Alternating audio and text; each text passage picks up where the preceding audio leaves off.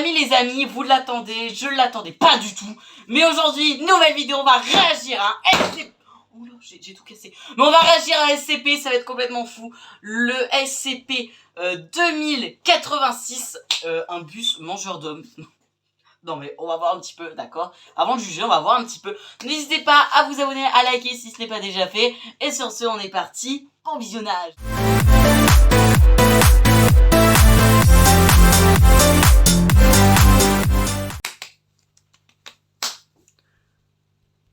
Une jeune femme rentre chez elle à pied, en empruntant une rue de la ville. Comme souvent, le centre-ville se vide une fois la journée de travail terminée. Logique, j'ai envie de te dire. Elle déteste devoir fermer le magasin et marcher seule jusqu'à son arrêt de bus. Et elle est ravie de commencer un nouveau travail dans une semaine, juste à 2 pas de chez elle. Intéressant. Elle doit surmonter ces quelques dernières nuits, où elle sera la dernière au magasin et devra rentrer seule chez elle. Okay. Et son principal souci, pour l'instant, est que sa musique s'est arrêtée. La jeune femme sort son téléphone et y jette un coup d'œil. Il est déchargé. Elle a dû oublier de brancher le chargeur. Elle déteste quand ça arrive.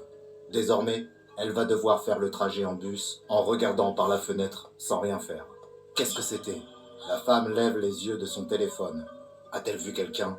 Elle se retourne et voit quelque chose de l'autre côté de la rue. Il fait sombre et tout ce qu'elle peut distinguer, c'est une grande silhouette dans l'ombre. Ça, moi je te le dis direct, honnêtement. Si je suis tout seul, la nuit, en train de marcher, je vois un mec louche, déjà je suis inquiet, tu vois. Déjà, voilà, rien que déjà, tu vois, de partir solo dans soir et tout ça, je suis pas du tout à l'aise. Mais là, dès que je vois quelqu'un un petit peu suspect, je me dis, vas-y, quoi, c'est bon. Et se remet à marcher en accélérant légèrement le pas. Elle entend des bruits de pas et jette un coup d'œil par-dessus son épaule. La personne de l'autre côté de la rue se déplace également et semble suivre son rythme, évitant les lampadaires pour rester dans l'obscurité. Ça fait flipper. Davantage le pas, et la personne qui la suit aussi. La jeune femme empoigne le spray au poivre dans sa poche. Elle ne sait pas ce que cette personne fait ou ce qu'elle veut, mais elle entend bien se préparer. Peut-être elle a peur aussi de la meuf, hein. Elle continue à marcher et jette à nouveau un coup d'œil par-dessus son épaule. Et là, il n'y a plus de mec. La personne traverse la rue dans sa direction. Elle se réfugie dans une ruelle et dès qu'elle est hors de vue, elle se met à courir. Elle court dans la ruelle aussi vite qu'elle le peut. Elle regarde derrière elle, effrayée par ce qu'elle pourrait voir. Et là, le mec va être devant. Il n'y a personne. Peut-être qu'elle avait tort et que personne ne la suivait. Mais elle ne compte pas s'arrêter de courir pour le savoir. Elle sort de la ruelle, toujours en courant aussi vite qu'elle le peut. Elle arrive à l'arrêt de bus et s'arrête enfin pour reprendre son souffle. Enfin, nous allons commencer la vidéo. Sa montre. Le bus devrait être là, mais elle ne le voit pas.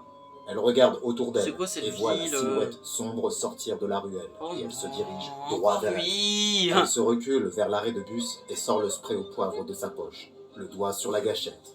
L'ombre continue à avancer vers elle, quand soudain, la rue sombre s'éclaire. La femme regarde derrière elle pour voir son sauveur. C'est le bus. Elle se retourne et voit l'ombre se retirer dans la ruelle, comme si la lumière la repoussait. La femme pousse un soupir de soulagement et parvient enfin à se détendre lorsque le bus s'arrête devant elle. La porte s'ouvre et la femme entre. « Je n'ai jamais été aussi heureuse de monter dans le bus », dit-elle au chauffeur en scannant sa carte de transport. Le chauffeur ne répond pas. En fait, il ne réagit pas du tout. Il continue à regarder droit devant lui. La femme n'insiste pas. Elle est simplement heureuse d'être dans le bus, même s'il est complètement vide. Elle se dirige vers l'arrière. Après, c'est la nuit, j'ai envie de te dire. Alors que le bus s'éloigne, elle jurerait presque qu'elle peut voir l'ombre qui se tient dans la ruelle et qui l'observe. Le bus sillonne les rues vides de la ville, tandis que la femme regarde par la fenêtre et prend de profondes respirations pour tenter de se calmer après cette dure épreuve. Au bout d'un moment, elle remarque que le bus semble ne pas s'arrêter aussi souvent que d'habitude, voire pas du tout. Ont-ils changé l'itinéraire ou est-elle montée dans le mauvais bus? Le bus se rapproche de son arrêt, donc cela n'a pas d'importance. Et elle tend la main pour tirer la corde. Une cloche retentit et le voyant arrêt demandé s'allume à l'avant du bus. Mais le chauffeur ne manifeste aucun signe d'arrêt, ni même de ralentissement. Elle tire à nouveau sur la corde, mais toujours pas de réaction. Lorsqu'elle voit son immeuble passer, elle crie « Hey, c'est mon arrêt !» Mais le chauffeur ne lui répond pas. Elle se lève et marche vers l'avant du bus. « Vous ne m'avez pas entendu? C'est mon arrêt !» Toujours pas de réaction de la part du conducteur. Elle tend la main et la pose sur son épaule pour le faire se retourner vers elle. Et elle croise le regard d'un cadavre. La femme pousse un cri et fait un bond en arrière tandis que le conducteur s'effondre vers elle. Elle est terrifiée par le cadavre. J'ai des frissons, c'est horrible. Le bus va se cracher, Mais lorsqu'elle regarde le volant, elle constate qu'il continue à bouger tout seul. Ah bah, La femme est d'inquiétude. maintenant complètement paniquée. Elle crie et tape sur la porte, mais elle ne s'ouvre pas. Le moteur rugit et le bus commence à prendre de la vitesse. Elle ne Le sait pas quoi bus faire démoniaque. et court vers l'arrière, où elle tente d'ouvrir la porte arrière. Mais elle ne bouge pas non plus. Le bus accélère encore plus. En prenant un virage serré, il la projette dans tous les sens. Elle est projetée au sol et se cogne la tête. Elle a l'impression que ses paupières pèsent une tonne, et elle lutte pour les garder ouvertes. Elle parvient néanmoins à rester éveillée, et lorsqu'elle lève les yeux, étourdie, en fixant le plafond du bus, elle aperçoit un gaz vert émanant des bouches d'aération. C'est la dernière chose qu'elle voit avant que ses yeux ne se ferment pour de bon. Le bus s'arrête finalement dans un endroit désert de la ville. Le véhicule se soulève légèrement What the fuck, c'est une araignée! Le truc, c'est une araignée! Se replier, et laisse apparaître de longues pattes noires et minces. Le bus se dresse sur ses membres insectoïdes, et son toit se divise en 2 ailes gigantesques. Le bus bondit alors dans le ciel, déployant ses ailes, et s'envole dans la nuit. Comment cette jeune femme aurait-elle pu savoir qu'après avoir échappé à un danger, son sauveteur allait être quelque chose de pire, de bien pire? Malheureusement pour elle, elle avait juste volontairement mis le pied dans un des spécimens SCP-2086. Prenez pas le bus! Une anomalie mortelle et effrayante, capable de se cacher pour traquer et chasser ses proies humaines. SCP-2086 est la désignation que la fondation SCP a donnée à une espèce qui semble appartenir à la famille des arthropodes, un groupe qui comprend également les arachnides et les crustacés. Ces étranges créatures diffèrent de la plupart de leurs congénères, homards et araignées, car elles utilisent une forme avancée de camouflage pour se déplacer dans la société moderne sans être vues. Les SCP-2086 adultes ressemblent tous à des véhicules de transport public, dont la marque, le modèle, l'année et le logo varient d'un spécimen à l'autre. Les SCP-2086 se déplacent dans les rues de nos villes à la recherche de nourriture, et à première vue, on ne peut pas les distinguer des véhicules de transport standard qu'ils imitent. Cependant, un examen attentif révèle que l'acier, le bois, le plastique et le verre dont ils sont composés sont en réalité de la chitine spécifique, une substance qui constitue l'exosquelette dur de nombreux insectes et autres arthropodes. Et ce n'est pas tout. Les roues du bus peuvent tourner sur elles-mêmes, mais elles sont également capables de se transformer en de longues et fines pattes.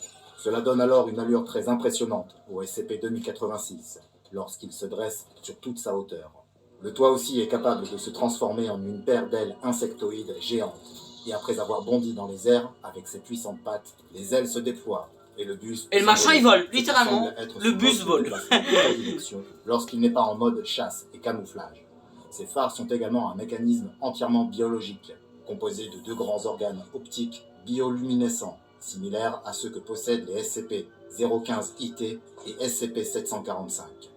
Les dissections des spécimens du SCP-2086 ont permis de révéler qu'il possédait un système complet d'organes, dont un cœur, un cerveau et un estomac, qui se trouvent sous le plancher de la créature. Les appendices des SCP-2086 ne sont pas seulement utilisés pour la locomotion, et il a été observé qu'ils étaient capables de les utiliser pour manipuler avec précision des objets. Cette découverte a été faite après qu'ils ont été observés en train de construire des abris rudimentaires à partir de matériaux de récupération sur leur lieu de nidification. Nous reviendrons plus tard sur ces nids et les événements terrifiants qui s'y déroulent. Lorsque le SCP-2086 n'est pas dans son nid, il part à la recherche de nourriture. En général, un spécimen de SCP-2086 s'envole vers le point de départ d'une route et se met à rouler dans les rues de la ville pour prendre des passagers humains qui entrent volontiers dans le compartiment de la créature, pensant qu'il s'agit d'un bus ordinaire. En plus de son exosquelette, ressemblant de près à un véhicule, le SCP-2086 dispose d'une autre tactique particulièrement horrible pour tromper les passagers potentiels et en faire ses proies. Un bus qui se déplacerait tout seul ferait en réfléchir plus d'un avant de monter à bord.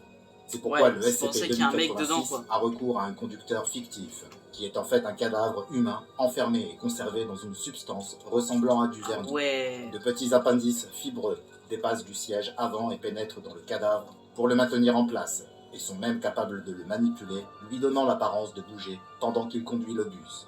Une fois que le SCP-2086 a réuni suffisamment de victimes, un nombre qui peut varier d'un spécimen à l'autre, il libère un gaz nocif par ses aérations intérieures.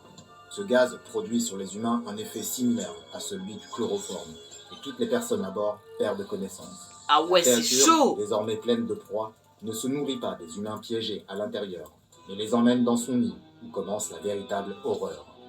Ces nids sont le plus souvent situés dans des dépôts de ferraille et de déchets abandonnés, complètement désaffectés. Et c'est dans ces nids que l'on trouve les spécimens plus jeunes de SCP-2086. Alors qu'un adulte peut peser jusqu'à 17 000 kg, soit à peu près le poids d'un bus normal, des recherches et des observations approfondies sur le SCP-2086 ont permis de découvrir de jeunes spécimens, beaucoup plus petits que leurs homologues adultes, pesant moins de 200 kg. Mais ils ne conservent pas longtemps ces dimensions.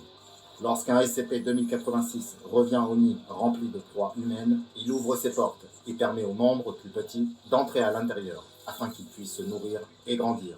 Une fois à l'intérieur, un jeune fait sortir un passager du bus et l'emmène à l'extérieur. Les effets du gaz chloroforme commencent souvent à se dissiper à ce moment-là, mais il est déjà trop tard. Le jeune spécimen va alors forcer l'humain à entrer dans un trou situé sous son capot. Cela mène à une sorte de tube digestif qui est relié à sa cavité intérieure où se trouve le siège du conducteur. De petits appendices, ressemblant à des poils, sortent alors du siège et pénètrent dans le corps de la proie, ce qui permet de la maintenir en place sur le siège du conducteur et de l'y piéger tout en agissant comme des tubes d'alimentation drainant le sang du passager désormais condamné. Une fois que la personne a été complètement vidée de son sang, les tubes d'alimentation se mettent à sécréter une solution saline, tandis que le compartiment interne se remplit de la substance ressemblant à du vernis. Et la combinaison des deux permet d'embaumer et de préserver efficacement le cadavre, qui servira de conducteur l'heure une fois que le SCP aura atteint l'âge adulte. Et ce processus se déroule assez rapidement. Un SCP-2086, nouveau-né, atteint l'âge adulte en seulement une semaine, à condition qu'il ait eu accès à de la nourriture. Il se mettra alors à chercher de nouvelles proies pour ses progénitures, qui seront probablement nombreuses. Les SCP-2086 sont capables de se reproduire au bout de 8 jours, et les femelles peuvent engendrer jusqu'à 20 progénitures, mais leur vie est assez courte. Leur cycle de vie complet ne durant généralement que 12 à 15 jours. Avant de se nourrir et de commencer à devenir un adulte à part entière, les jeunes quittent également le nid et se déplacent discrètement dans la ville en enlevant les panneaux des arrêts de bus et en les déplaçant pour créer un itinéraire conduisant à leur propre nid. Ce sont ces itinéraires que les adultes suivent généralement lorsqu'ils chassent d'autres proies à ramener dans leur colonie. Des spécimens de SCP-2086 ont été découverts dans des zones métropolitaines du monde entier et la Fondation surveille... il y en a même chez nous en Europe! Pour déceler les personnes disparues ayant récemment utilisé les transports publics. Les agents de terrain de la Fondation sont envoyés dans les zones potentiellement menacées pour enquêter plus en profondeur. Tous les nids découverts sont fermés, si ce n'est déjà fait, et détruits à l'aide d'explosifs chimiques. Par le passé, un effort a été fait pour capturer et contenir des spécimens vivants de SCP-2086. Et à ce jour, la Fondation a 5 spécimens en sa possession, qui sont stockés dans un hangar d'avion aménagé. En raison de leur courte durée de vie et de leur taux de reproduction élevé, la quantité de spécimens vivants contenus à un moment donné peut varier considérablement et dépend souvent du nombre de personnes de classe D disponibles pouvant servir de conducteurs. Les spécimens morts sont soit détruits, soit envoyés dans un conteneur frigorifique spécialement conçu à cet effet sur un site sécurisé afin de poursuivre les recherches comme ça, biologiques. on peut les détruire quand Le même. SCP-2086 continue d'être l'une des anomalies les plus dangereuses pour les usagers quotidiens des transports publics. Et la Fondation SCP l'a classé comme Keter. Alors que les colonies identifiées peuvent être détruites sans trop d'efforts une fois qu'elles sont découvertes, on ne sait pas combien de sites de nidification subsistent dans la nature. Alors la prochaine fois que vous vous apprêtez à monter dans un bus, soyez extrêmement vigilant ou vous pourriez avoir la surprise de découvrir que votre bus vous emmène. Le mec il doit te trouver chelou, mais qu'est-ce que tu fais frère? Va derrière. Regardez le dossier consacré à une autre affaire de menace automobile, le SCP-745, les phares. Et n'oubliez pas de vous abonner pour être les premiers à découvrir la prochaine anomalie tirée des archives. C'est chaud frérot. C'est trop chaud, genre vraiment. Waouh. Ah mais tu te rends compte mon gars qu'il y en a en Europe. Genre vraiment, toi tu prends le bus demain, réfléchis bien. Non, peut-être après-demain du coup, parce que tu seras lundi, voilà. Mais vraiment, réfléchis bien. En tout cas les amis, n'hésitez vraiment pas à me dire si est-ce que vous surkiffez ce style de vidéo, réaction, etc. Surtout sur les SCP. En tout cas les gens, moi j'ai trop aimé. Sur ce les petits potes, n'hésitez pas à débattre un petit peu, à parler dans l'espace commentaire. Sur ce, n'oubliez pas le petit pouce bleu, de vous abonner si ce n'est pas déjà fait. Et c'était Dacia Dacetos pour vous servir. Et je vous dis à très bientôt. Ciao ciao.